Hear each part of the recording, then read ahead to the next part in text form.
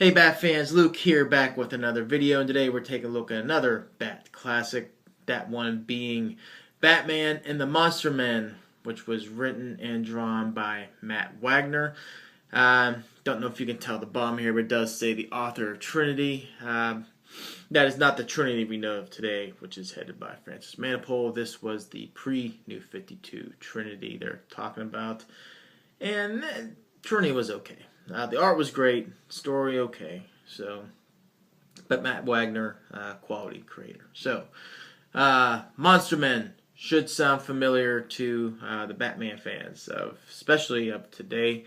Early after the release of Rebirth across the DC line, the first crossover event was this story that included issues 7 and 8 of Batman, 5 and 6 of Nightwing, and 941 and 942 of Detective Comics. That is, of course, the Night of the Monster Men, which was recently collected into this hardcover trade right here. And Night of the Monster Men, I will review it at some point. I'm purposely letting this one simmer for a little bit.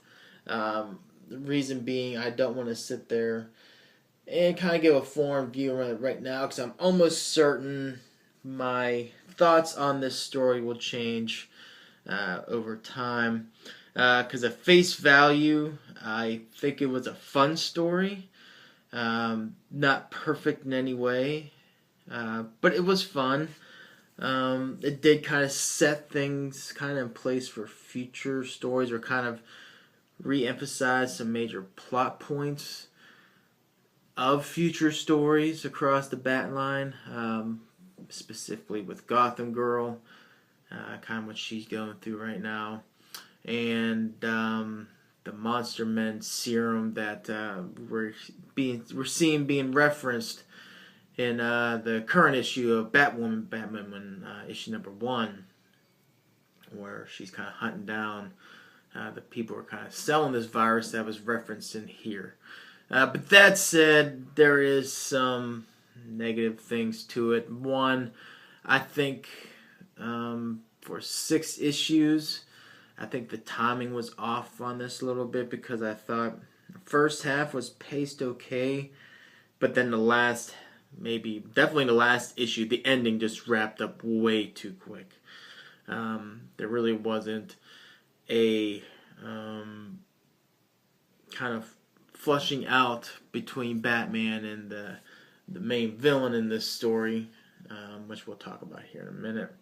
But it was literally wrapped up in one issue, and how the villain was taken out was very cheesy, I thought. So I think, taking at face value, I thought Night of the Monster Men was a fun story. Again, not perfect at any means, but that said, I think my opinion on it over time may vary. Not a terrible story, but definitely one I think you just kind of just have to just take it for what it is and enjoy it for what it is, which is just a fun little story with many flaws. We'll just kind of leave it at that. So, but that's Night of the Monster Men. So, Batman and the Monster Men.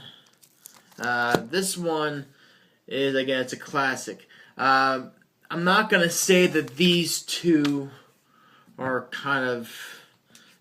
stories are kind of like, the first part here and then the second part is here. Not really at all. I do think that Night of the Monster Men was kind of a sort of retelling, or kind of like, maybe retelling, not even that. Maybe just kind of borrowing on kind of the concept, maybe better than that. But we see a Batman and the Monster Men. But yeah, so I will say you don't need to read this to understand this, but that said, this on its own was a good story.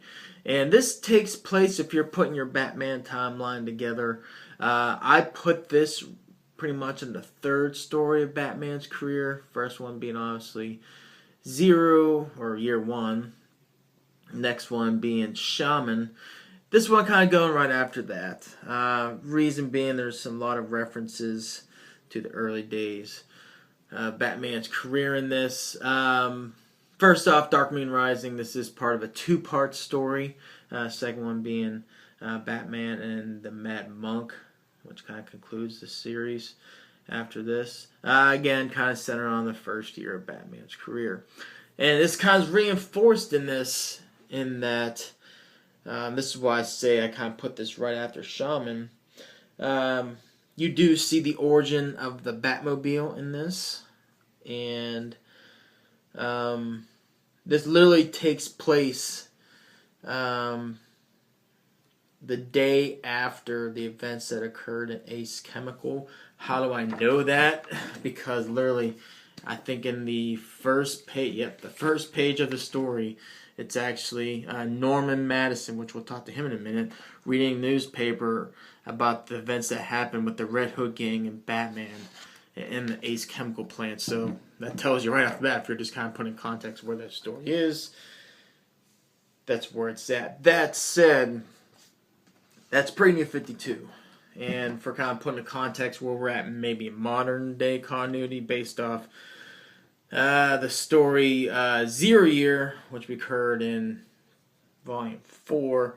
This one gets kind of muddled where I would put it, mainly because obviously if you read Zero Year, and particularly Volume 4, after the events that occurred that happened in the Ace Chemical plant in Batman issue number 24, we kind of launch into the second part of Zero Year, which was Dark City, and kind of put in context again, if you don't know what happened, I'll just kind of show a quick panel.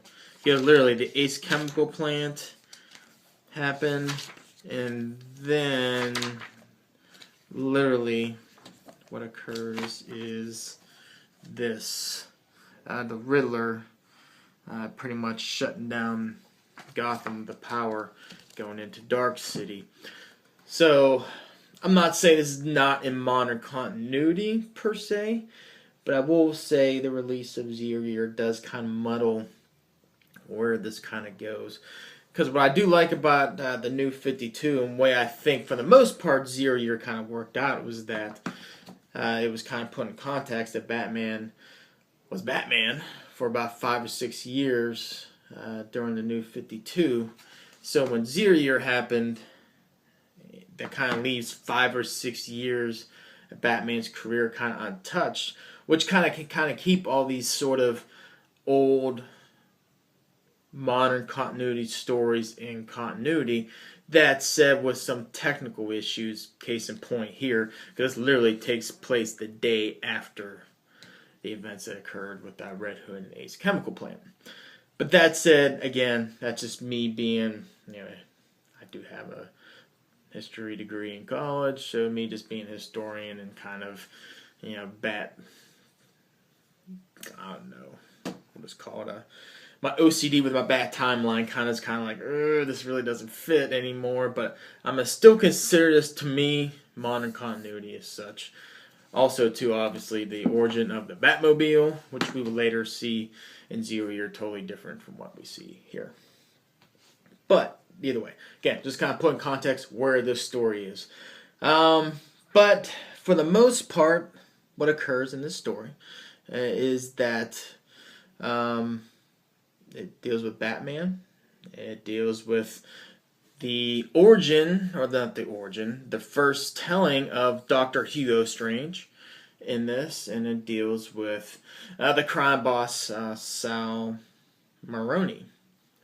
And also, who we see in here is the first time in modern continuity, the character Julie Madison, who showed up very briefly at the end of Zero Year, but for Julie Madison, recently you will remember her name that occurred in the events of Batman with Super Heavy Bloom post-Endgame Batman, or Bruce Wayne, not really Batman, and her kind of being his love interest.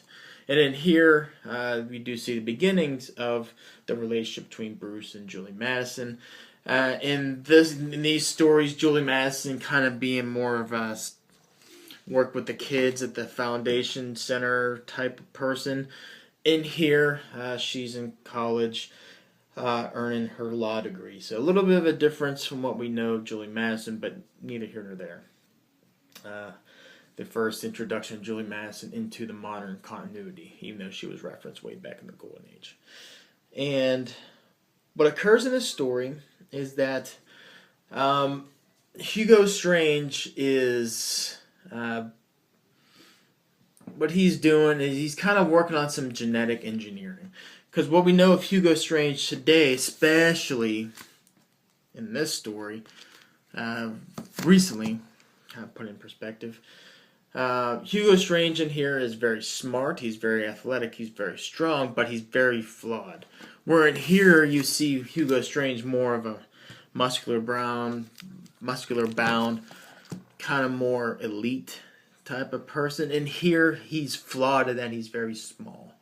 And the high society can kind of push him over a little bit, even though he's, again, very smart, very intelligent, very strong, very athletic, but he is flawed in the sense that primarily he's small. So what he's doing some genetic engineering, kind of find ways to kind of beat his flaws and become a little bit bigger. And in doing so, he's doing these experiments on human beings who end up becoming these monstrosities, which we see. I'll show you one quick glimpse of what one looks like, and we'll kind of move on with the story. Oh, come on. Really? I know it wasn't that long since you see a picture. I might just go toward the end. Oh, hell. Here's 3 of them. So there's these 3 gigantic, very strong, very athletic, very quick monstrosities who over time have become quite accustomed to the taste of human flesh, being that Hugo Strange actually feeding them people who have done him wrong. He would actually kind of trail them to their place, kidnap them, and feed them to the monster men. And the story does kind of not skimp on the brutality of it, and talking in detail about, limbs being ripped apart, bite marks, and whatnot. So very savage individuals that Hugo Strange has developed. But in order to do all these experiments, he needs funding. And that's where we see Sal Maroni come into play. Sal Maroni, a henchman, lieutenant, whatnot, of Carmine Falcone in Gotham. And he's the loan shark, and he's panning out money to Hugo Strange to kind of fund these experiments initially.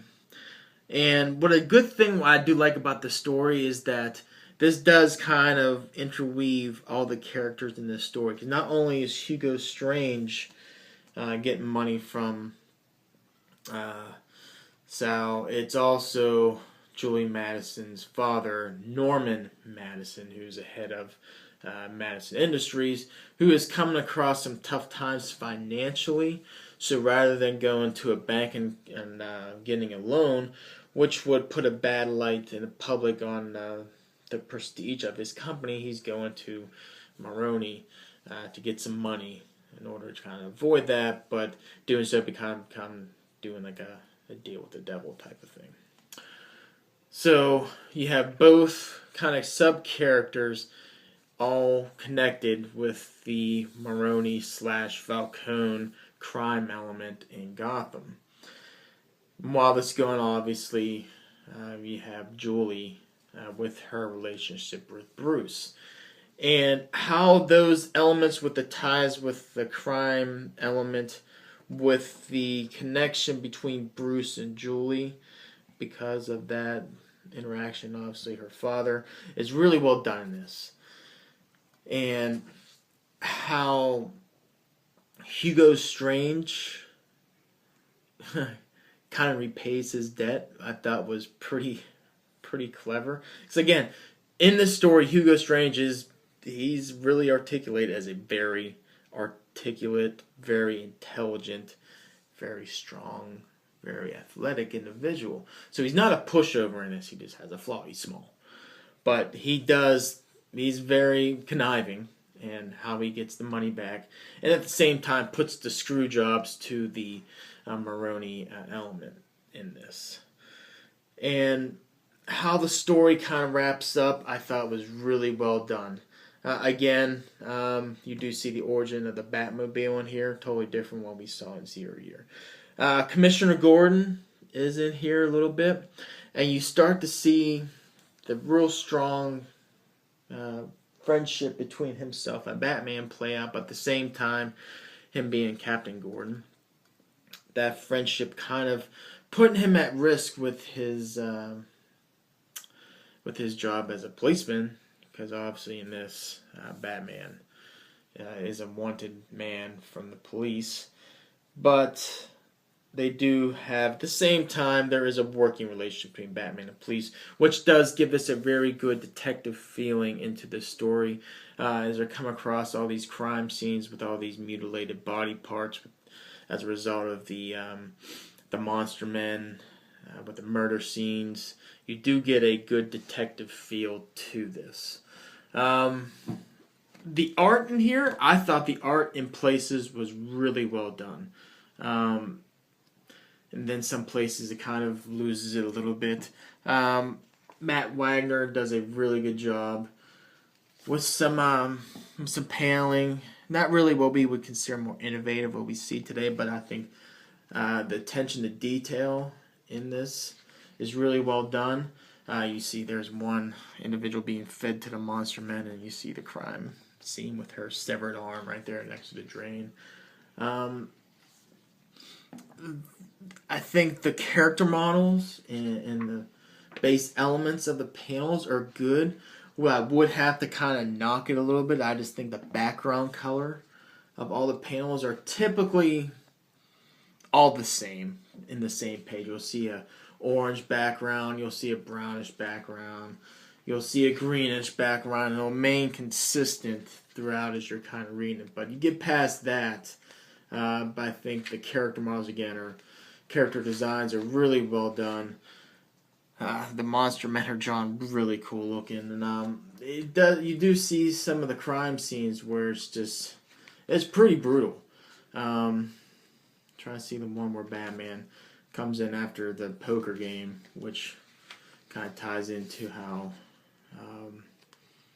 Doctor Strange gets his money, but the crime scene that's left there is pretty brutal. Let's see if I can get to it. When Batman first gets there, and it's just, I'm fumbling around, I'm looking at him, seeing right at the, here we go. As you see, kind of up here, I might not be able to see too well from the back, but there's all these people here, blood spatter.